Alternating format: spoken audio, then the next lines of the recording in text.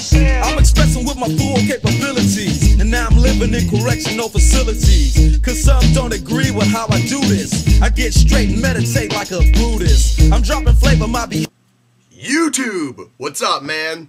I'm assuming you're a man, although my demographic, which I just realized, is about 100% 13-year-old girls. So what's up, girls? How you doing out there?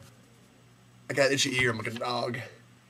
I'm here because I promised you something. I promised you a story that scarred me. I can't believe I didn't tell you this story. This is magazine sales scarred me.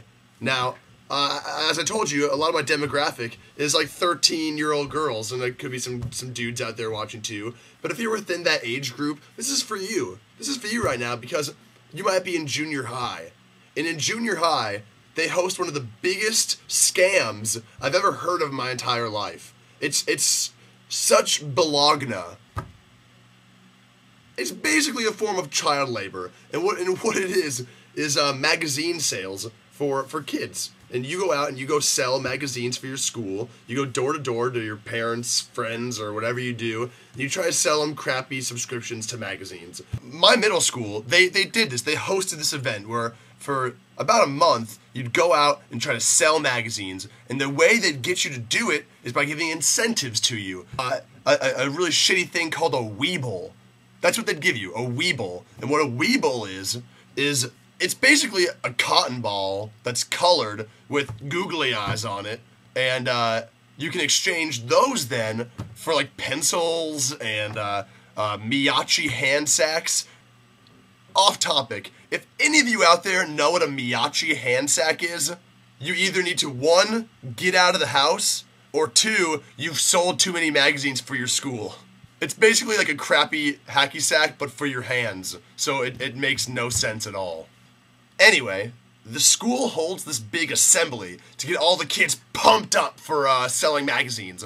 And so what they do, they have some doucher come in with all his gelled, slicked hair so you can spot him from a distance and realize that he's a douchebag.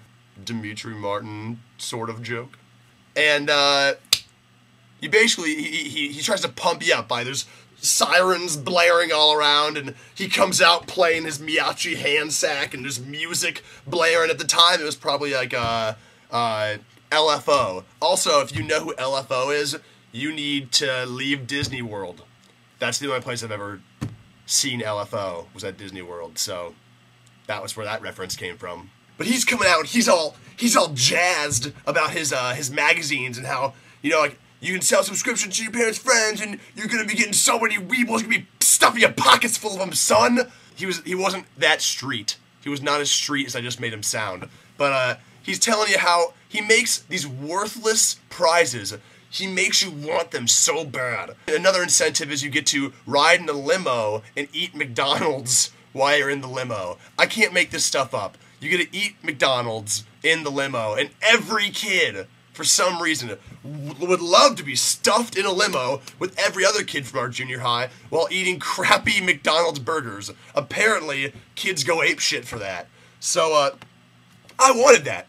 I can't deny it. I was a kid that wanted to be in that limo, eating that McDonald's, and playing with my Miyachi hand sack at the time with sirens blaring. I wanted my pockets stuffed full of weebles.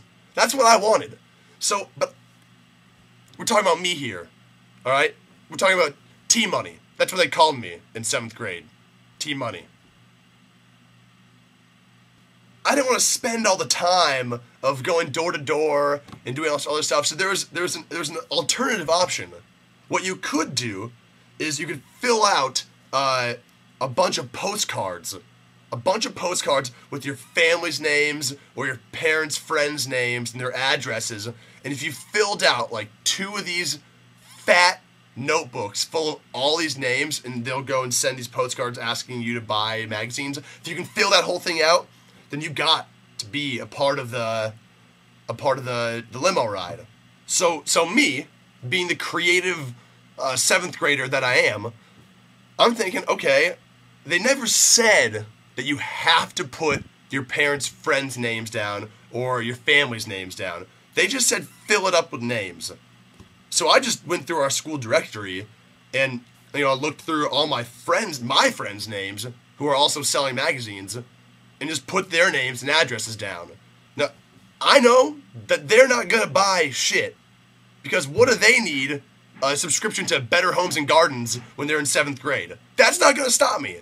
I want my Miyachi hand sack, and I want to be shoved in a limo with a bunch of other kids eating cream in my face with McDonald's. So I fill it up, turn it in, get my name on the list. They give me my Miyachi hand sack. I'm feeling good. I'm feeling great, in fact. I'm playing with it all day. The end of the day comes. 8th period. Maybe 7th period. I don't remember. It's been so long. What I do remember is that I get called down to the office. Just me. Over the intercom. Can Tyler Stafford please report to the office? They had voices that were very similar to mine back then, too. It's really weird. So I get called down, and I go into the office, and they have a room ready for me. Just me.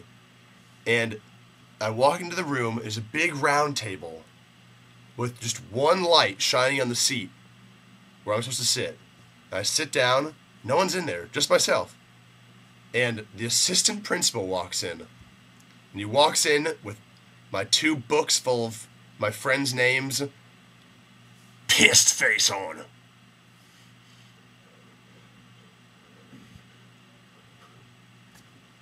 He comes in, he has the books, slams them on the table, and he gets down deep close to me.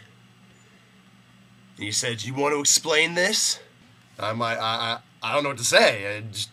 I'm like, no. And he's like, "Do you really think you were going to get away with it?" At this point, I didn't know what he was talking about. I didn't know I did anything wrong. So I just said yes. Because I thought I did something. I didn't know I did anything wrong. And he said, "You knew that your friends were not going to buy any magazines." Which, first of all, it's creeping me out because he's caring a little way too much about these fucking magazines. They're just magazine subscriptions, dude. Bring it down a notch. I'll catch up on my Us Weekly later. Now, this is the point of the story that I'll never forget. And I'll never forget him saying this to me. He's leaning in all close, angry. And he says to me, and I'll never forget this, "You might as well rob a bank." Whoa, back it up here. Let's rewind that for a second. I might as well rob a bank? Are we on the same page here? The worst case scenario for stealing a hand sack and a ride in a limo is being called to the vice principal's office and him kind of yelling at you. Worst case scenario when you rob a bank? I don't know, like 15 years in prison or something and getting rammed up the butt by some other dudes that are in prison with you? I don't know, there's really no other punchline to the story. I just thought that my teacher's complete over-exaggeration of the situation was hilarious. So that's basically it. But I need to go ahead and pimp these people that some of them have some pretty cool videos that I think that you should check out.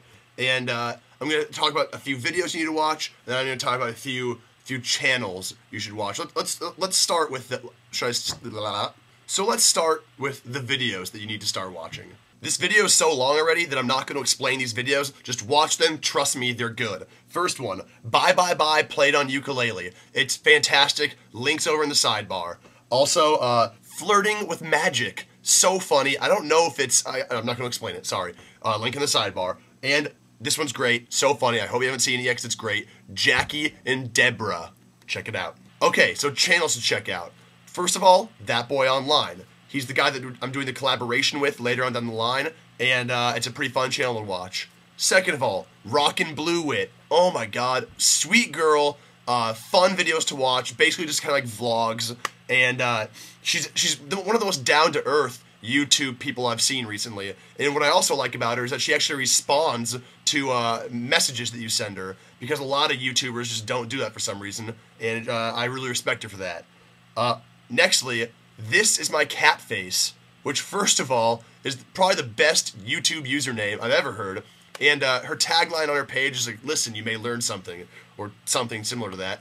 And it's true, I do learn a lot of things when I watch her videos. She makes a buttload of videos, so if you subscribe to her, you're gonna be keeping up with her, and she's fun to watch. Also, Sam Wrestle. He plays music, writes his own songs. A lot of them are really funny. Check those out. This next girl, she also is doing music. She sings, but she's not doing it for gags. She's a real pure voice, just incredible singer. And check her out. Her name is X. I'm X not X. Okay X. Just click the sidebar. It'll be a little easier. And this last guy, he's been watching my videos since the very beginning, and he's one of my first subscribers. So I thought I would do him a favor and pimp him up a little bit.